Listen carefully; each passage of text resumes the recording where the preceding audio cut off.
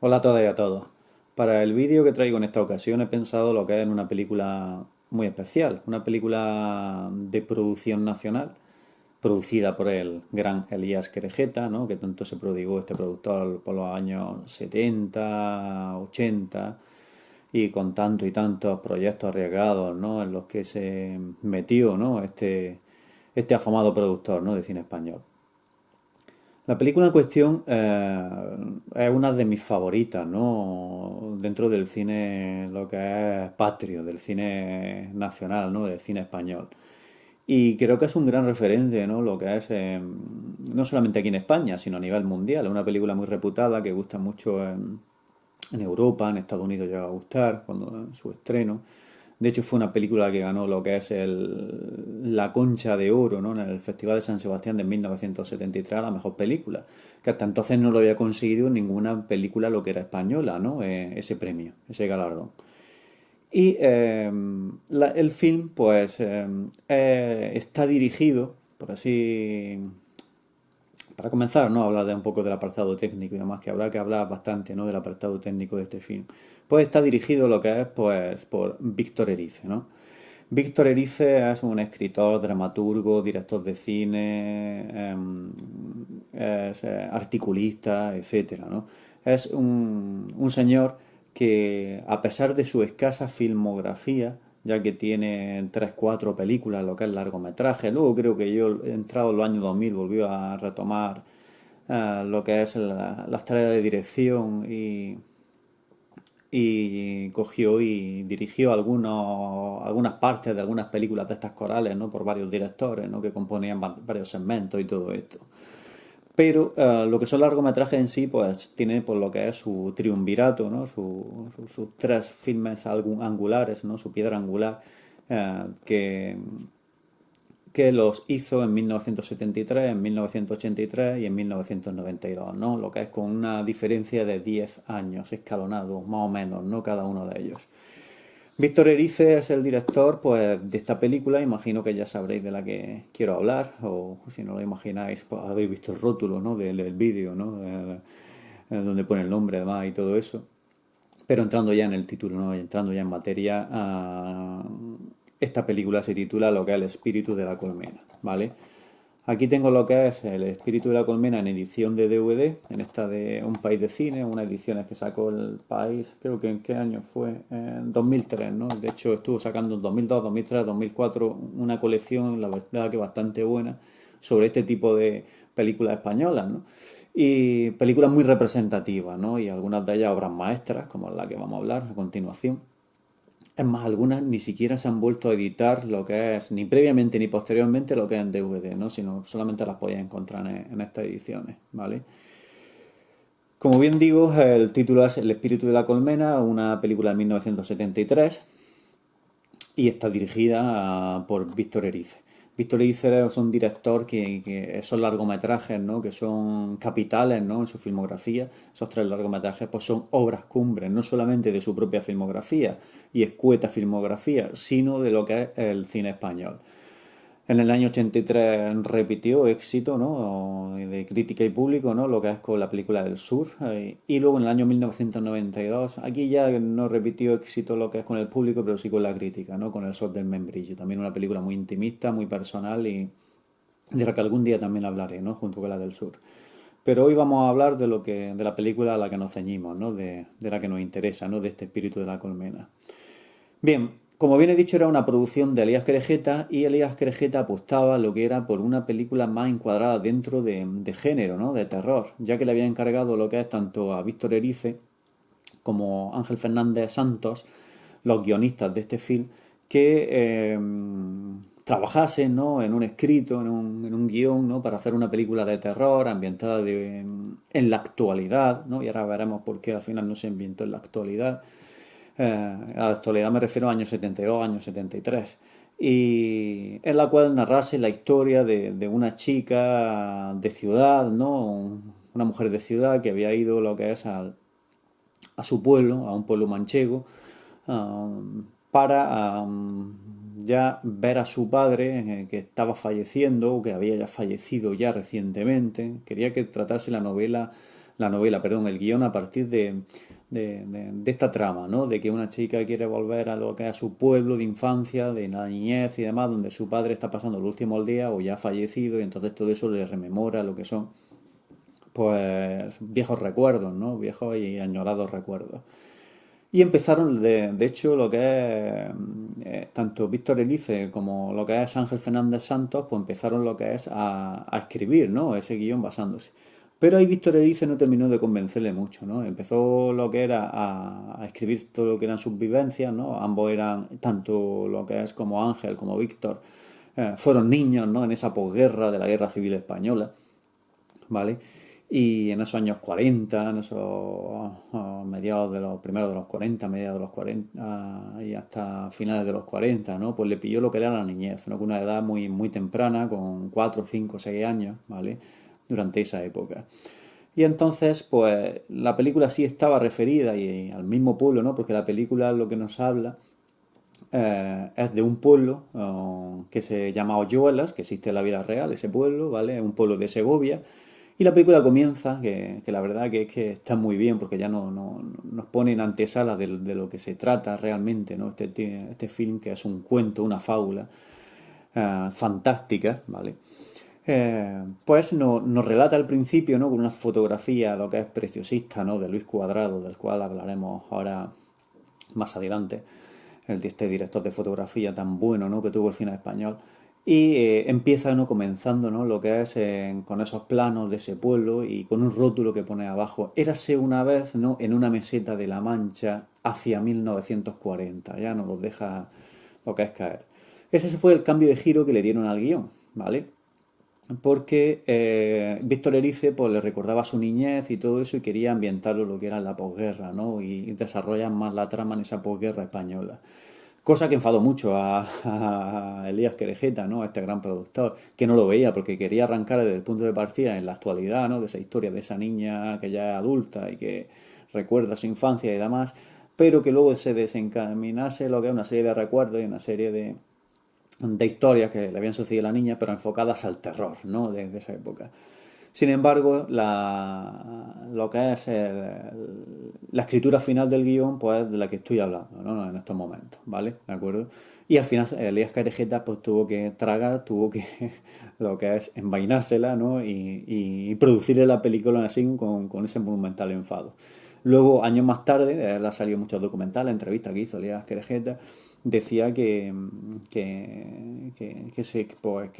estaba arrepentido de su empecinamiento, su cabezonería en cuanto a que situar lo que era la película en la vida real, actual, ¿no? En el tiempo real, a primeros de los 70, puesto que he visto el resultado final, pues la película queda mejor en ese contexto, ¿no? De primeros de los años 40, ¿de acuerdo? Bien, hablando del apartado técnico, comentaros que aquí también lo que es dentro del reparto, ¿no? Dentro del casting, el casting está muy bien elegido. Interviene en este film Fernando Fernán Gómez, por un lado, un actor, escritor, dramaturgo, director y hombre renacentista, por así decirlo, que tuvo lo que es el cine español y otros campos como la literatura, que pues sobra presentación, ¿no? De Fernando Fernán Gómez. Fernando Fernández Gómez pues, ha trabajado en películas como El extraño viaje, La venganza de Don Mendo, por hablar de las más clásicas, ¿no? El gran papel que hizo en El abuelo de José Luis García, o películas como Moro y Cristiano, donde salió con Berlanga. También salió en Belle Époque, aquella que se llevó a los Oscars, ¿vale? Ha hecho tantas y tantas películas, ¿no? Lo que es Fernando Fernández Gómez, que nos podríamos tirar aquí 2 horas hablando sobre su trayectoria como actor, director, ¿no? Y guionista, escritor y todo esto. Ahora se me ha venido a la cabeza una que me recuerdo, que era Reina Zanahoria, una película psicotrónica que me encanta, ¿no? Esa película de Reina Zanahoria, ¿no? En la que hace un papel histriónico ahí Fernando Fernán Gómez. Aparte la acompaña Teresa Gimpera, ¿no? Otra gran actriz, ¿no? De la época final de los 60, pero primero de los 70, final de los 60, primero de los 70 y hasta bien entrado en los 80. Luego tuvo una época un poco en la época de mediados, final de los 70 de destape y todo eso. Y para la ocasión, pero sobre todo hay que profundizar en 2 nuevos personajes, ¿no? Y digo personajes porque son personajes actores, en este caso personajes actrices. Y son los casos de Ana Torrent, que fue la película con la que debutó, ¿no? Y lo que fue Isabel Tellería, ¿no?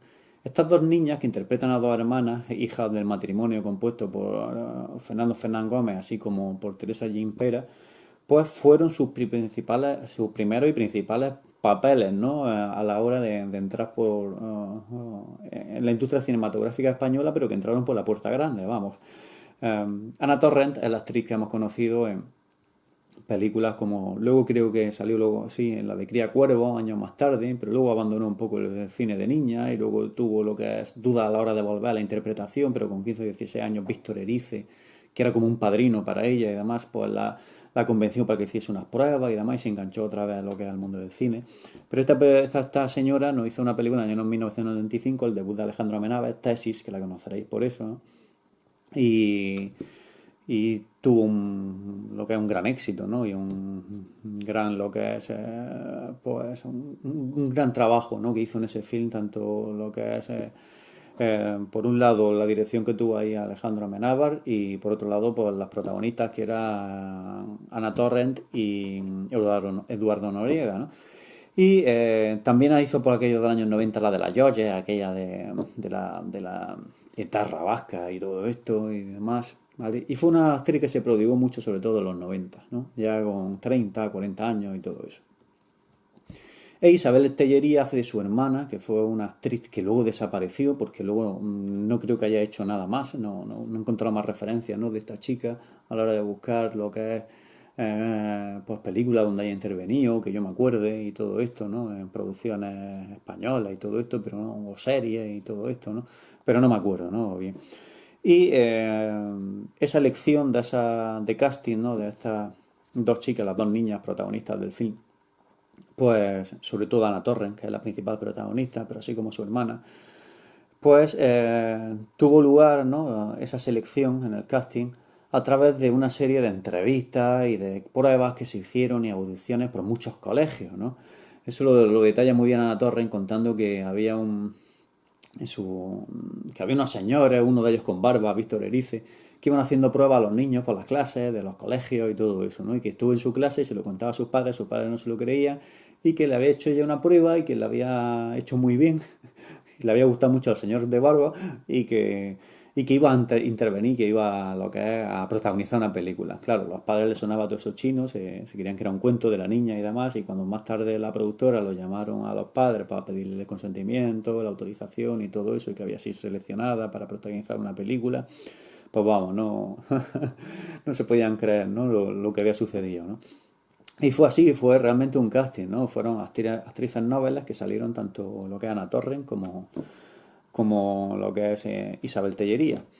Y es curioso porque lo cuentan, ¿no? A la hora pues, del rodaje, ¿no? De lo que es en la producción, en el rodaje de la película. Pues estas niñas tenían muchos problemas, sobre todo Ana Torrent, con el tema de los nombres, ¿no?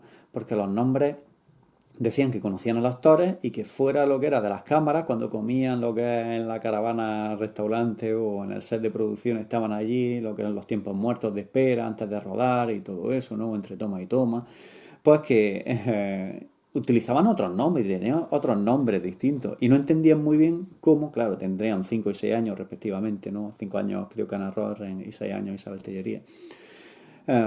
Cómo después cuando estaban rodando y todo eso, pues les cambiaban el nombre. Y entonces ahí Víctor Erice estuvo muy hábil y cambió los nombres dentro de lo que es el guión, ¿vale?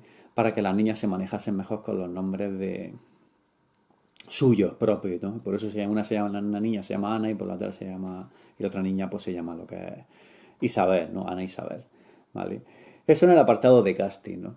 Y luego en el apartado, por ejemplo, de música, esta película tiene una música que es inolvidable, ¿no? Una música muy intimista, con una melodía, la verdad que muy, a veces fantástica, a veces lo que es un poco para niños, ¿no? Por así decirlo, porque se hacen unas orquestaciones con la canción esa tradicional para niños, es que esa canción infantil que es Vamos a contar mentiras, ¿no? La de esa, que va sonando esa tonada varias veces, ¿no? Lo que es con piano y todo esto a lo largo de lo que es de la película y que está muy bien orquestada y arreglada y llevada a lo que es muy buen término por Luis de Pablo, ¿no? Un compositor también muy renombrado, ha trabajado muchísimo en el cine español desde los años 50 hasta 80 y 90. Aparte es un compositor de música clásica y todo esto. Y la verdad es que la música acompaña, ¿no?, lo que es totalmente al film, ¿vale? ¿Qué más decir del film? Bueno, la fotografía, ¿no? El director de fotografía. El director de fotografía fue el malogrado Luis Cuadrado. Y era un director que había trabajado mucho desde los años 60, 70, era un director de fotografía clásico, eh, en el cual pues encontramos una técnica muy sencilla, muy limitada por los medios, porque entonces no había muchos medios, esto no era Hollywood, y podías comprar 40.000 focos, ¿no? O 40.000 sets de iluminación para lo que es iluminar algunas determinadas tomas o algunas tomas y todo eso. Y entonces tenía que adaptarse con lo que tenía, ¿no? Pero hizo un trabajo maravilloso. Este director de fotografía también hizo películas como la de Ana y los Lobos, ahora que me acuerdo, Cría Cuervos también, Peppermint Frappé, también intervino lo que es en la fotografía Peppermint Frappé. Y los últimos años ya hizo el resto de películas, hizo como 4 o 5 películas ya ciego, casi ciego, porque tenía lo que era una enfermedad degenerativa y se estaba quedando ciego. Imaginaros la situación, ¿no?, para un director de fotografía, pues que aprecia la luz, los contrastes, la luminosidad, ¿no?, la fotografía, ¿no?, aprecia los colores y todo esto.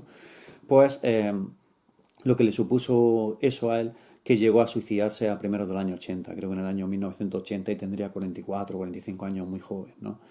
Pero hizo aquí un trabajo lo que es excepcional, ¿no? La fotografía es de lo mejor de la película, junto con la dirección de Víctor Erice y las interpretaciones también. Si es que salió todo redondo, ¿no?, en este film. Pero tienen lo que es un puesto de honor, lo que es la fotografía, no lo que en este film. Como ya hemos dicho, era un director de fotografía de técnicas simples, tenía que adaptarse con lo que tenía, no tenía muchos medios, no tenía mucho presupuesto, ¿no?, para ese apartado de la fotografía. Y hizo un trabajo excelente.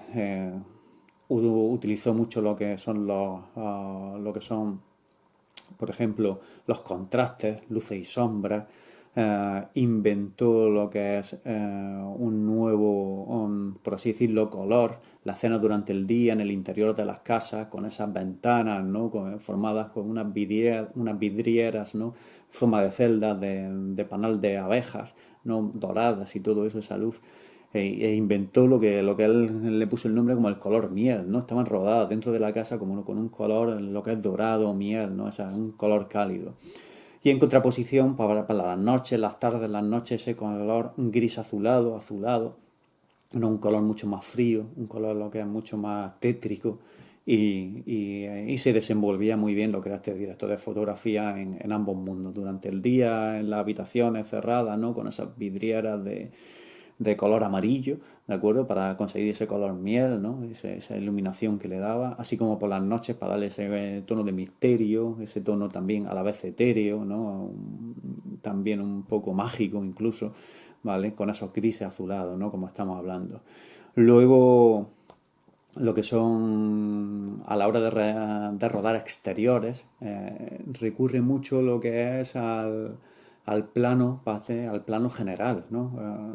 Se nota aquí que tanto Víctor Erice como este director, porque le gustaba mucho lo que era la estética a la hora de rodar de John Ford, ¿no?, y abrir esos grandes planos, ¿no?, en esos exteriores, en esos westerns que hacía y demás, porque la película hasta tiene tintes como de western, ¿no?, sobre todo en la fotografía, ¿no?, y la posición de la cámara a la hora de rodar exteriores. Y, y todo esto. Y lo conseguía, la verdad, con una gran técnica que tenía este director de fotografía, y mucho trabajo y mucho oficio, ¿no? Utilizaba mucho lo que era ópticas, ¿no?, con diafragmas, lo que es bien abiertos, ¿no? Eh, con mucha apertura, ¿no?, de diafragma y todo esto.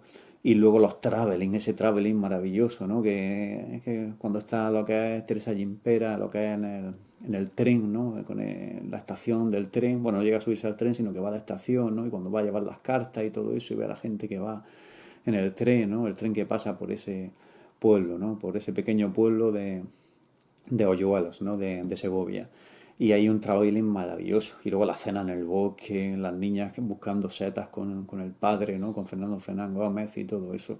Y la verdad que está muy, muy conseguido, ¿no? En esa fotografía, la verdad es que es magnífica. Así como la aparición del monstruo cuando aparece en lo que es en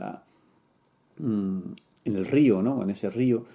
La niña se está mirando en el reflejo del espejo y luego aparece el monstruo del que hablaremos, ¿no? Después cuando entremos ya en lo que es en la historia en sí. Y la verdad que el trabajo pues es magnífico, ¿no? Esa fotografía que tiene, así como la dirección de Víctor Erice. La dirección es maravillosa. Esos planos que tiene, compositivos, algunos de ellos de verdadera obra maestra como es lo que es, ¿no? El fin. Esa vía del tren y la niña Ana Torres poniendo lo que es la oreja en la vía del tren para escuchar a ver si viene o no. Esa vía del tren que luego vuelve a repetir en mitad del plano. eh, Cuando se ve lo que es el que abandona, el maqui que abandona el tren, que sea un refugiado y se está evadiendo de la Guardia Civil y todo eso, muy recurrente, ¿no? El tren es que es un elemento más, ¿no? El elemento, por ejemplo, en esta película que nos habla el tren con esa fotografía, ¿no? Y con esos movimientos de cámara, esos traveling, sobre lo que es el paso del tiempo, ¿no? El paso del tiempo en ese pueblo, porque es un pueblo un poco como fantasmagórico, un pueblo como que es atemporal, que si no te dicen los rótulos en qué época está, pues podría entablar la historia perfectamente de 3 siglos atrás o hasta finales del siglo XX, ¿no? Por ejemplo. O incluso en la actualidad, porque es un pueblo con pocas personas, habitantes, creo que viven 90 y tantas personas ahora, dijeron en un documental y demás. Siempre tenía unas 200, 300 personas ese pueblo. ¿Vale? Pero es maravilloso, ¿no? El trabajo lo que es de Luis Cuadrado, ¿no? Este director de fotografía, así como en la dirección de Víctor Erice, maravilloso, lo mejor, ¿no? De la película.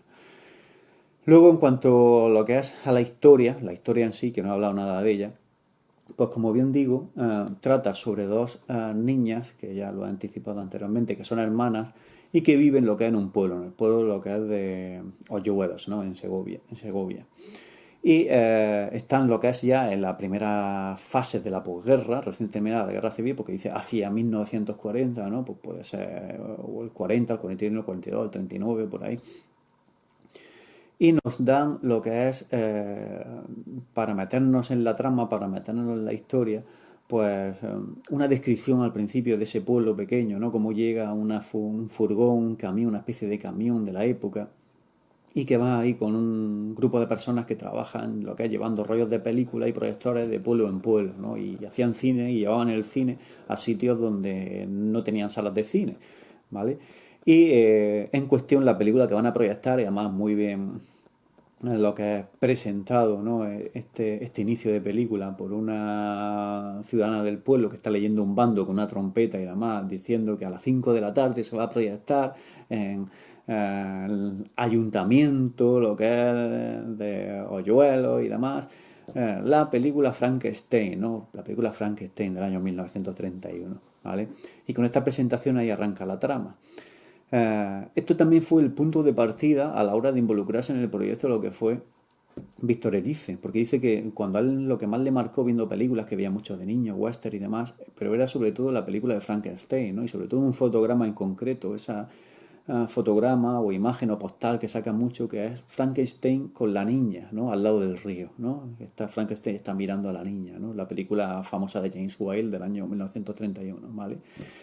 Y a partir de ese fotograma en concreto, pues arrancó lo que es en su idea hacer la película y todo esto, ¿vale? Entonces nos lo refleja muy bien, ¿no? Lo que es en la historia del film. Posteriormente podemos ver cómo hay un grupo de personas que llevan con sus sillas, se sientan, porque como no hay una sala diáfana grande, es como una especie de nave que tiene el ayuntamiento, ponen lo que es la pared encalada, ¿no? Y encalada ahí es donde proyectan lo que es la película de Frankenstein, ¿no? Entonces se ven señoras mayores, niños también, todos cada uno con su silla, pagando la peseta o los céntimos que fuese, ¿no? De la proyección, que no me acuerdo ahora de cabeza, lo que cobraban en aquella época, y cómo todos estaban viendo, ¿no? Lo que era ese film.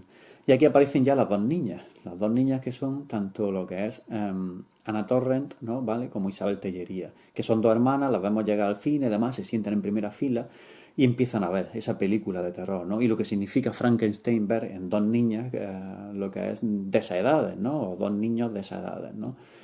Y es curioso, ¿no? Porque tú ves la reacción, enfocan en algunas tomas de la película, pero sobre todo las caras, ¿no? Del público, y en concreto estas dos niñas, y sobre todo la de Ana Torres. De hecho, Víctor Erice dice que de la escena que más se siente orgulloso de toda su filmografía, de todas las películas o cortometrajes o todo lo que haya trabajado o hecho, aparte de su productora, que tiene una productora que luego se dedicó a estrenar muchas películas, a otros directores y todo esto, que lo mejor que él había visto y que había hecho, tocado por él, ¿no? Por así decirlo, era la escena, ¿no? El que dirigió, de cómo captaba la imagen de Anna Torrent cuando vio por primera vez aparecer lo que es al monstruo, ¿no? Con la niña en el río proyectado en la pantalla, ¿no?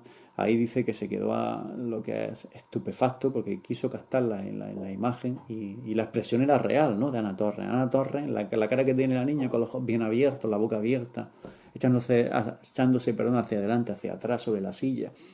Y eso es totalmente real. Y ahí estaba lo que era Luis Cuadrado tirado en el suelo, ¿vale? Con cámara en mano, que es la única escena que se rodó a cámara en mano, y captando lo que era la silueta de la cara de la niña, ¿no? Y los ojos, dos grandes ojos que tenía oscuros, esos dos grandes ojos de Ana Torres, ¿no? De niña, ¿vale? Iluminándose por los fogonazos de la película, ¿no? De esa película en blanco y negro, ¿no?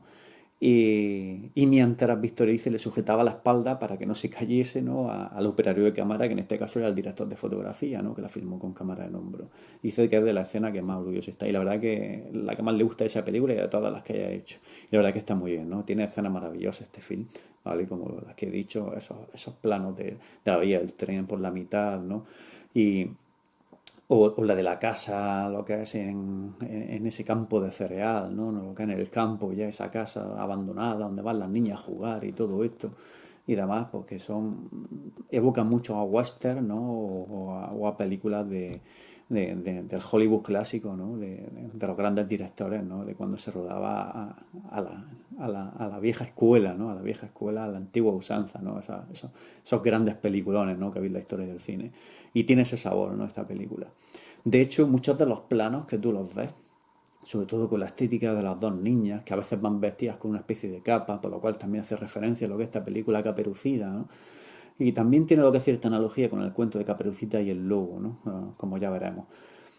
Pero toda esa iconografía y esa forma de rodar, esa forma de planificar la secuencia, esa forma de tomar esos planos, ¿vale? Ha llevado lo que es este film a que sea uno de los films más influyentes, ¿no? A la hora de este cine fantástico, ¿no? Por así decirlo. Aunque es una película costumbrista, es costumbrista, una película de posguerra, sin meter mucho en la guerra civil, sin meterse mucho eso, pero a la vez toca determinados temas claves, ¿no? Y juega con todo eso. Pero ha influenciado mucho, ¿no? Sobre todo por sus composiciones, lo que es técnica, lo que es a la hora de filmar esos planos, ¿no? Y de hecho, esta película, casi muy poca gente lo conoce, ¿vale? O lo sabe, que era una de las películas favoritas de Stanley Kubrick. De Kubrick, de las películas que más le gustaba, ¿no? De las que vio en su época antes de fallecer y todo eso. Por los 70 cuando la vio le encantó, ¿no? Este film. Y yo me atrevería incluso más a decir que Kubrick, algunas cosas del Resplandor, ¿sabes? Porque ya sabemos que lo que es la composición, lo que es del plano abierto y de Kubrick, que centra la imagen y todo eso, eso evidentemente lo lleva haciendo toda la vida, un maestro y todo eso. Pero hay escenas del Resplandor, ¿no? Cuando aparecen las dos niñas, ¿vale? O el niño, cómo rueda el niño y cómo lo va con el carricoche ese o el triciclo y demás, y lo va filmando y todo esto. Que me atrevería a decir que viven, ¿no? De la atmósfera, ¿no? Y la planificación de algunas secuencias de la película de Víctor Erice, ¿no? Del espíritu de la colmena. A Kubrick le encantaba, desde luego, ¿vale? Este film. Y también, sin embargo, o sea, Kubrick es Dios, si existiese Dios, pues sería Dios dentro del género, de este género de arte cinematográfico, ¿no? De las películas y todo esto. Pero en contraposición a otros directores totalmente alejados y también buenos, pero no a su nivel, ¿no? Alejados de Kubrick, como Quentin Tarantino. Quentin Tarantino cita esta película como de las españolas, cuando las veces que la entrevistas que han estado en España, y todos se han preguntado si conoce el cine español, además, y este tío, claro, conoce todo tipo de cine, ¿no? No sé si o sea, alguna persona habrá visto más películas en su vida que Quentin Tarantino de todos los países, de todos los géneros y de todas las épocas. Y la cita dentro del cine español dice que son obras de arte. Y luego pues, le aparecen obras capitales, obras maestras, ¿no? tanto El espíritu de la colmena, ¿no? Como evidentemente otra que le va a la zaga o no se queda muy atrás, ¿no? Como es La residencia 1968 del gran Chicho Ibáñez Serrador, ¿no? Ya hablaré sobre ella en otro vídeo, ¿no? En otra ocasión. Y le encanta Quentin Tarantino, ¿no? Y acordándome también así de gente del mundo de Hollywood, James Franco, este director, productor, actor sobre todo, escritor también, que le gusta mucho a los modernillos de últimamente. No es mal tío, ¿no? No es mal tío lo que es trabajando, ¿no? Tiene cosas más acertadas y menos acertadas, pero tampoco es gran cosa, ¿no? Pero como anécdota decir que la sitúa en su película favorita de la historia, ¿no? Hizo un ranking de 15 o 25 o 20 películas, ¿no? Favoritas, le preguntaron una vez. Y en el número uno situó esta española que es El espíritu de la colmena. No me extraña, ¿vale? Porque es un gran film, ¿vale? Es una obra maestra. Pues la historia, como ya estábamos comentando, pues empezando, ¿no? Presentando a los personajes de esa forma en el cine, las dos niñas viendo Frankenstein. Y entonces lo que realmente nos narra la historia es el descubrimiento de esas dos niñas, especialmente por Anna Torrent, ya que es la niña más inocente, la más ingenua de las dos, la más joven de las dos hermanas, a través de esos ojos, de esos grandes ojos que tiene tan oscuros, intensos, y esa mirada que tiene, ¿no? Sobre la realidad, ¿no? Que se va encontrando, ¿no? Lo que es día a día, ¿no? En ese pequeño pueblo y cómo se va descubriendo el mundo, ¿no? Cómo va madurando poco a poco esa niña, ¿no? Como ya tiene 5 añillos, pero ya empieza a racionalizar de otra forma, ya empieza a pensar de otra forma, pero todavía arrastra mucho de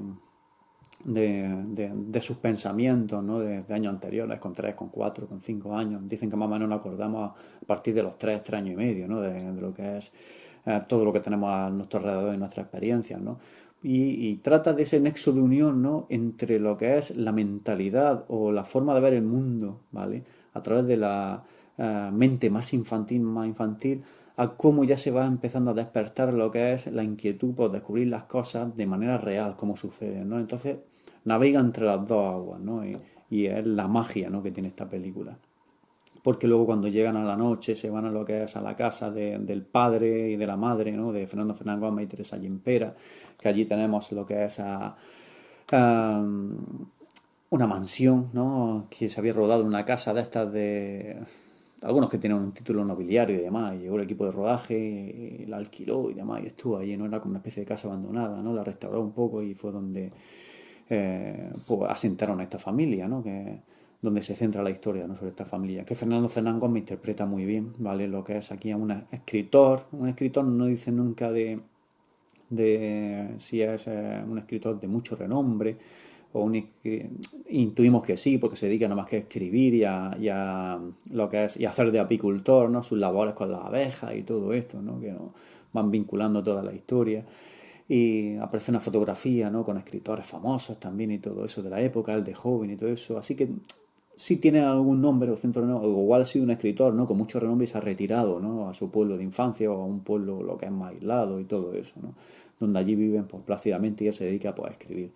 Y lo vemos que está escribiendo una novela, pero no le sale a mano y demás, y repite en su cabeza los mismos párrafos una y otra vez, o las mismas frases, y no le termina de cuadrar, vemos como tacha y todo eso. Y esa misma noche, cuando llegan ahí las dos niñas, pues están durmiendo en la misma habitación, cada una en la cama, y empieza a preguntarle a Ana con esa voz suave y flojilla, una vez que se ha apagado la vela, ¿no? La de la luz, que, que si es verdad que existen los espíritus, o que si existen los fantasmas, los espíritus, ¿no? Pues, refiriéndose a la película que acaban de ver de Frankenstein. Y entonces la hermana mayor, que ahí donde ella simboliza lo que es una hermana un poco más mayor, que ya ha pasado lo que es ese punto intermedio, ¿no? Entre esa mentalidad totalmente infantil y un poco más ya acercada a la realidad, ¿no? Les dice, juega con ella un poco, porque ella hace el papel de la hermana cruel, ¿no? Tenemos por un lado la inocencia que representa Ana Torrent y la crueldad que representa lo que es Isabel Tellería. Y le dice que sí, que lo conoce y que lo ha visto lo que es en una granja abandonada que hay en mitad del campo, de un campo de cereal y demás, al lado de un pozo. Y al día siguiente, cuando van al colegio y todo eso, pues se van a jugar allí, ¿no? Y entonces pues empiezan lo que es a llamar al monstruo, pero no aparece, a este espíritu, hasta que Isabel Tellería entra por una puerta y sale por la otra de la granja abandonada, dice que lo ha visto, pero Ana Torres no se lo cree, ¿no? Porque con sus ojos de niña dice que no lo ha podido ver, que no, que quiere verlo. Y nos van lo que es contando eso poco a poco, ¿no? Con los días de actividad que tienen, ¿no? Las rutinas del colegio y eso. muy filmado el tema y otra escena para rememorar la del colegio, cuando están estudiando anatomía, ¿no? Con la maestra de escuela allí, todos los niños y las niñas sentados en las pupitres, en las mesas, y cogen a un monstruo, en este caso digo yo un monstruo porque cuando lo ves es una especie de maquiniquí de cartón, al que le dice la maestra que se llama Don José, ¿no? Y eso fue también una apreciación que tuvo lo que hay aquí Víctor Erice creo que fue, no, Ángel Fernández Santos. Ángel Fernández Santos dice de niño que le recuerda ver en una escuela a través de la ventana del de fuera porque no estaba dentro, como con un muñeco de anatomía, pues iban lo que eran colocando los órganos y explicando con la profesora, al profesor cuáles eran los órganos y todo esto, anatómicamente hablando, ¿no? Del cuerpo humano y todo eso. Y entonces lo hicieron para la ocasión, pero claro, aquí juegan con lo que es con la metáfora, ¿no? De como estamos hablando del monstruo, ese espíritu y demás, que en realidad es la criatura de Frankenstein, ¿no? Vista en la película, pues cómo le van colocando el estómago, los pulmones, el corazón, ¿no? A esa especie de maniquí acartonado, ¿no? Con ese juego, ¿no? Cada uno de los niños van saliendo, le van preguntando, ¿dónde está el corazón? Colócalo, ¿dónde están los pulmones? ¿Vale? Y da un poco de respeto, porque cuando ves ese cartón, cartón piedra, ese muñeco mal dibujado con el bigote y demás, y sobre todo a Ana Torres le coloca ya los ojos, ¿vale? Ahí dijo Víctor Erice que ese movimiento, ese gesto de colocarle los ojos al muñeco, al maniquí, lo que era en el colegio, ¿vale? Pues es ya lo que era por así decir, la inquietud que sentía la niña, ¿no? Ante ver el mundo, lo que era las ganas de aprender, ¿no? Las ganas de visualizarlo todo, ¿no? Y entender, ¿vale? Pues la película nos va narrando eso, ¿no? Los día a día, cómo van sucediendo y cómo se van a lo que a la granja y esa, a ver si se aparece el monstruo. Hasta que al final se le aparece, ¿no? El monstruo, lo que es a Ana Torrent, ¿vale? Pero no en forma de monstruo, evidentemente, todavía, sino que nos narra, como nos narra la historia también, en los tiempos de posguerra, pues había lo que eran unos rebeldes, ¿no? Del bando perdedor, lo que es de la guerra civil y demás, que era una especie pues, de milicia o antiguos soldados que se escondieron en los bosques, en las altas montañas y todo eso, y les llamaban los maquis, ¿no? Y hacían pues, pequeñas guerras de guerrillas, revueltas con la Guardia Civil, escaramuzas y todo eso.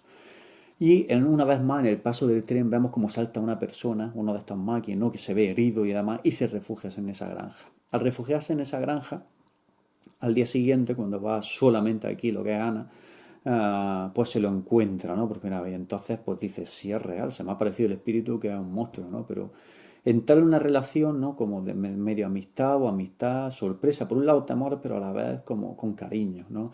Y le lleva alimento un día y le cuida la herida del pie, ¿vale? Y todo eso. Y la verdad que está muy curiosa, ¿no? Y es muy buena esa escena, le lleva una chaqueta del padre también para que no pase frío allí, a este refugiado, ¿no? de la guerra civil, a este maqui. Y todo eso, pues la verdad, no lo cuenta muy bien lo que es Víctor Erice, ¿no? De una forma maravillosa, cuando le da la manzana y todo eso, la verdad es que está muy bien, ¿vale? Ahí la película a mí me rememora, ¿vale? A otras fuentes de las que bebe, ¿no? Este film, que evidentemente bebe del fantástico, de la película, como ya hemos citado, de Frankenstein, ¿no? Y todo eso, el tema del monstruo y todo eso.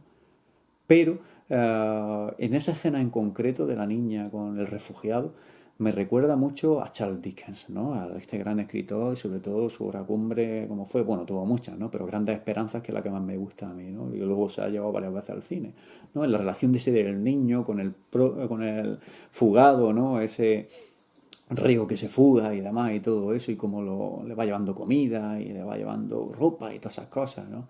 Y todo eso pues me recordó mucho a eso, a Charles Dickens, ¿no? En esa escena. Y luego posteriormente pues la película va avanzando, ¿vale? Y sí, realmente, aunque hay que citarlo, no lo voy a contar todo entero para no desvelar toda la trama, pero sí cuando aparece por primera vez el monstruo, ¿no? Que ahora no sabemos si es la imaginación, evidentemente es la imaginación de Ana, de la niña pequeña, pero cuando se escapa de casa, de noche y todo esto, y se lo encuentra en el río, ¿no? Y todo eso. Y fue un actor caracterizado que aquí eh, nunca le dijeron a la niña que era un hombre lo que había debajo del maquillaje de Frankenstein, maquillaje a lo tipo Karloff, ¿no? A la película Universal y todo eso. Y entonces las reacciones de la niña cuando lo vio por primera vez en el plató, justo antes de rodar esa escena, pues fueron, os lo podéis imaginar, empezó una llantera a llorar a la torre, no le podían decir nada, hasta que tuvieron que explicárselo allí con sus padres. Más pasó una hora y pico la niña, la pobre niña llorando, ¿no? Cuando vio a Frankenstein, porque claro, a esa edad no era capaz de discernir lo que es la realidad de la ficción, ¿no? Y se encuentra todo el mundo allí con ella, trabajando en el plató, pero luego un señor con los tornillos, con la cabeza, el maquillaje desgarrado, ese peinado, el pelo aplastado además y la cabeza cuadrada, gigantesco, con esas manos, pues la pobre cría tiene un susto que luego se ve reflejado en esas escenas, ¿no? Porque ya aprovecharon para rodar las escenas del río de noche y todo eso, y la niña la cara de pavor que tiene ahí, pues la pobre Ana, pues espectacular, ¿no? Verlo y demás, ¿vale? Pero todo ello hace que tanto el apartado técnico como la calidad interpretativa, ¿no? De los actores, ¿no? Y sobre todo ese apartado técnico, la dirección de Víctor Erice, pues hace que la película sea una película maravillosa, sea una película, una obra de arte, ¿no? Y podamos sentir lo que es esa atmósfera mágica que tiene el film. Es una película que más que lo que es una película realizada, está totalmente narrada, ¿no? Está totalmente lo que es poetizada. De hecho, Víctor Erice decía que se la planteó en su cabeza como pequeñas uniones poéticas, pequeñas escenas, ¿no? Una con otra, y que no sabría cómo eso encajaría o cómo iba a cuadrar o si la gente la entendería o no, ¿no? Y la verdad es que la película puedes ver lo que es escenas determinadas que son bellas por sí solas y podrías verlas de forma inconexa una con otra, pero que si las ven en el conjunto pegan todas, ¿no? Una barbaridad, están todas concatenadas y están todas lo que haciendo lo que es una obra poética mayor, ¿vale? Es una película también inquietante, es una película lo que es, como ya lo he dicho, mágica, es una película lo que es con una atmósfera fantástica, tan bien recreada, ¿no? Con esa iluminación, con esa fotografía. Es muy, muy buena. A mí me encanta, ¿no? En lo personal es una película que, que es de lo que más me gusta del cine español, si no por decirla más. Hay otra que ya hablaré, que es mi favorita, ¿no? De todos los tiempos, aunque reconozco que esta es, sí podría ser, ¿no? La mejor película de la historia del cine español, ¿vale? Igual no mi favorita de todas, pero ahí está, ahí está. Pero sí la mejor producción, ¿no? Y la mejor película que ha dado lo que es este cine español, ¿vale? Es una película maravillosa. Es una película que tendréis que ver, si no la habéis visto nunca, ¿no? Haceros con una copia. No sé si en alguna plataforma o todo eso la pondrán o no. De vez en cuando hacen como pequeños reestrenos, porque creo que en el año 90 y... No, en 2004 se volvió a reestrenar en los cines, que yo no la vi. Joder. Claro, pero es que en Almería no la trajeron, estaría en Madrid, Barcelona y pocos sitios más. Pero sí se hizo a pequeños reestrenos. De hecho, hay uno muy bueno que lo hicieron en el año 98, en el 25 aniversario, y que hay un documental que creo que ya está en YouTube. Tiene que estar colgado por ahí, que yo vi hace tiempo. En el cual, pues, reestrenaron la película en el pueblo de Hoyuelos, ¿no? Y con algunas de las mismas personas, las personas ya ancianas, como la que daba al bando y todo eso, y decía que venía la película, bueno, la gente del cine, que venían atrás la película Frankenstein y todo eso, pues estaba ahí una señora ya muy mayor, porque ya era mayor, ¿no? Cuando hizo el film, ¿no? Porque muchos de los actores que intervienen en este film son ciudadanos, ¿no? De ese pueblo, ¿no? Son vecinos y vecinas de ese pueblo. Y la reestrenaron en el mismo sitio del ayuntamiento, ese local, y con sillas todos más mayores, ¿no? Entrevistaron a algunos. Fue Ana Torrent también, fue parte de la producción, Elías Querejeta, Víctor Erice, ¿vale? El otro guionista, Ángel Fernández Santos y todo esto. Y la verdad es que está muy bien el documental, ¿no? Y narra muchas de las cosas que ahora me acuerdo, ¿no? Que he comentado yo, ¿no? De este maravilloso film. ¿Y qué más decir de esta película? Pues que hay que verla sí o sí, ¿no? Es una película que no la puede encuadrar en ningún género concreto, aunque bebe mucho de fantástico, como he dicho, pero tiene cosas de western, pequeñas cosas de terror, mucho de costumbrismo español, también cine, lo que es sobre la guerra civil o la posguerra, pero tratado con pinceladas. Pero lo que pasa es que con esas pinceladas que nos dan, nos declaran, ¿no? Lo que es y lo que fue aquello sin tener que narrarnos en una película de 2 horas, ¿no? Como han hecho muchas o como en series o lo que sea, ¿no? Porque aunque no era la temática directa, ¿no? También la mete ahí, pero como digo, con varias pinceladas, ¿no? Y te llegan, ¿no? Esas pinceladas y te dicen por lo que era, lo que fue la guerra civil, sobre todo la posguerra, para el bando perdedor y todo esto, las persecuciones de estos refugiados y todo eso y lo que fue este antiguo régimen, ¿no? Aquí en España, en esta dictadura y todo eso, ese sabor también te lo deja el film. ¿vale? Pero sobre todo, a la vez, tiene lo que es mucho melodrama y, y escenas, ¿no? Y planos en los cuales te esboza una sonrisa, ¿no? Una sonrisa, porque no es una comedia, para nada una comedia ni nada de eso, la comedia no la toca nada, ¿no?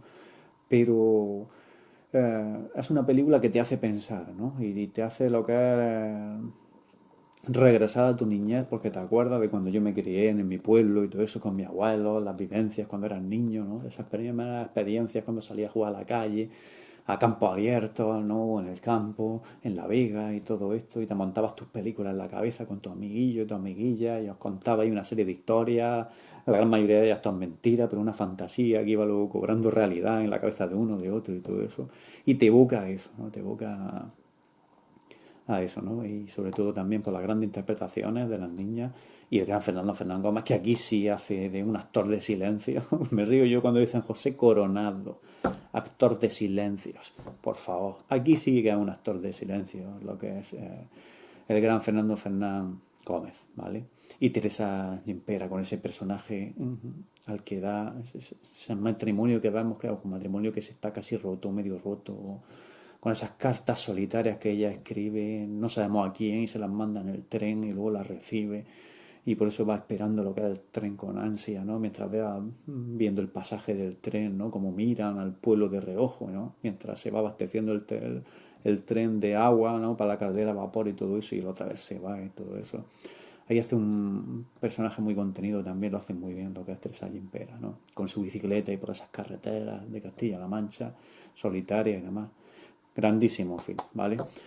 Espero que haya gustado lo que es la review, ¿no? O el análisis o la crítica de este film, ¿vale? Y nos vemos en el siguiente. Comentaré más películas de cine español, sobre todo de buen cine, ¿no? Buen cine español, de cine clásico, de este cine clásico y 70, 80 y hasta mediados de los 90, ¿vale? Espero que haya gustado de nuevo y nos vemos en el siguiente. Adiós.